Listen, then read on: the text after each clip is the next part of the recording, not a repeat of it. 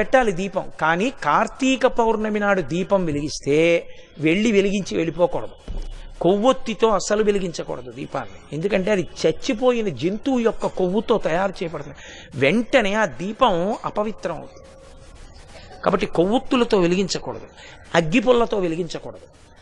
కార్తీక పౌర్ణమి నాడు సుగంధమైనటువంటి దాంతో, అంటే అగరుపుల్ల వెలిగించుకుని అగరపుల్లతో దీపాన్ని వెలిగించుకోవాలి. వెలిగించి వదిలేయకూడదు.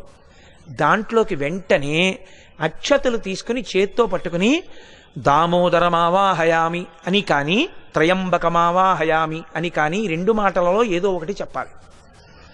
అంటే దామోదరుణ్ణి కానీ త్రయంబకుణ్ణి కానీ దీపం మీదకి ఆహ్వానం చెయ్యాలి. ఎక్కడైనా చెత్త ఉండిపోయినా కూడా రేపు లౌకికాగ్నితో వెలిగించకూడదు.